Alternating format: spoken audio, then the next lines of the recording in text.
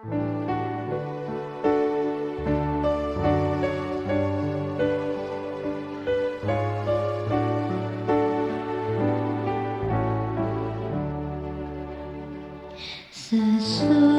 malam fajar merata, bersama Yesus surga mulai.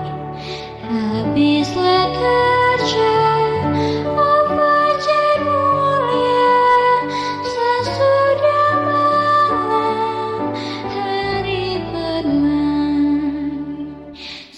Sesudah malam pertemuan indah, tiada menangis, tiada kesal.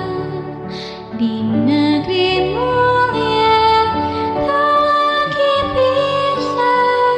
Sesudah malam hidup kekal. Shalom, selamat sahabat permisa yang diberkati Tuhan. Bertemu kembali dalam seri Renungan Pagi.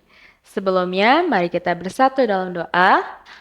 Bapa yang surga, terima kasih Bapa atas berkat-Mu yang indah pada pagi hari ini. Bapa, sebelum kami melakukan aktivitas kami akan mendengarkan dari sebagian firman-Mu. Terima kasih Bapa, dalam nama Yesus kami berdoa dan syukur padamu. Amin. Renungan pagi harian Sabat 20 September 2025 berjudul Siapakah orang Samaria yang baik hati itu? Ayat hafalannya, lalu datang seorang Samaria yang sedang dalam perjalanan ke tempat itu. Dan ketika ia melihat orang itu, tergeraklah hatinya oleh belas kasihan.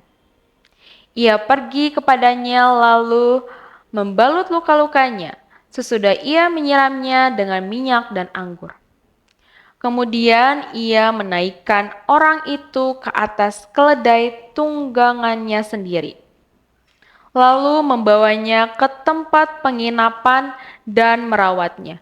Lukas 10 ayat 33 dan 34. Anda mengetahui ceritanya dengan baik. Pelancong sendirian yang berangkat dari Yerusalem sampai ke Yeriko mengalami serangan tiba-tiba oleh para perampok yang mengambil semua miliknya, sekalipun dia mencoba melawan untuk membela diri. Setidaknya, saya pikir dia mencoba melawan mereka karena dia terluka, sekarat, dan telanjang. Imam, salah satu perantara resmi antara Tuhan dan manusia yang secara khusus didelegasikan untuk memenuhi kebutuhan seperti itu, bergegas mengambil jalan memutar ke sisi lain jalan setapak. Orang Lewi, salah satu dari mereka yang secara khusus didelegasikan untuk menafsirkan karakter atau hukum dari tabib agung setelah melihat secara seksama. Juga memutar menghindari saudara yang tidak sadarkan diri itu. Mungkin dia tidak punya perlengkapan pertolongan pertama.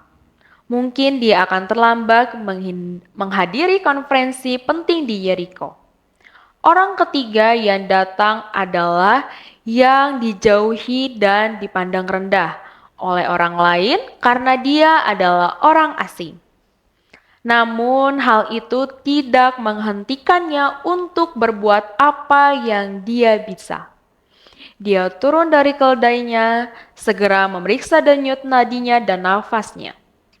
Memeriksa luka berdarah, dan dari perbekalannya mengeluarkan alkohol atau anggur untuk mengendalikan infeksi, dan salep yang menyejukkan untuk menghilangkan rasa sakit. Saya kira dia juga memakaikan kepada pria setengah sadar itu pakaian dari pakaian gantinya sendiri. Sebelum memposisikannya di atas hewannya dan menstabilikannya, saat mereka berjalan menyusuri jalan setapak menuju Yeriko. Setelah mencapai penginapan yang paling cocok, orang asing itu memastikan penginapan untuk mereka berdua. Dan dengan lembut merawatnya sampai pagi. Bagaimana saya tahu dia melakukannya dengan lembut? Ceritanya secara spesifik menyebutkan penuh belas kasihan. Kata yang indah, belas kasihan. Dan kemudian, setelah membayar tagihan tersebut, dia meninggalkan tambahan biaya 2 hari dengan janji, jika dia perlu tinggal lebih lama, saya akan membayar tagihannya saat saya datang lagi nanti. Dalam konteks sekarang, apakah Anda akan menepi jika melihat seorang pria terluka di pinggir jalan? Maukah Anda membalut lukanya sebaik mungkin, memakaikannya mantel Anda seperti padanya, dan membantu dia masuk ke mobil Anda, menyadari bahwa darahnya mungkin meresap ke dalam jok?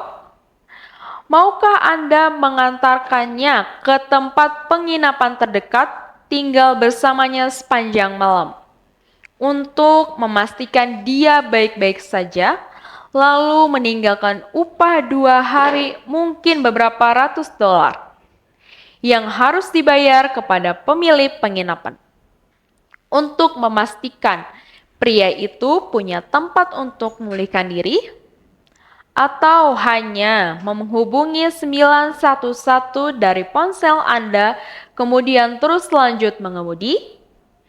Apa yang dapat Anda lakukan untuk menjadi orang Samaria yang baik kepada seseorang saat ini? Tuhan memberkati. Mari kita bersatu dalam doa. Bapa kami yang di sorga, terima kasih Bapa, di sini kami sudah mendengarkan dari sebagian firman-Mu. Bapa, saat ini kami akan melakukan aktivitas kami dalam satu hari ini. Kiranya Engkau menyertai dan melindungi kami dan juga permisa yang dimanapun mereka berada. Terima kasih Bapa, dalam nama Yesus kami berdoa mengucap syukur padamu. Amin.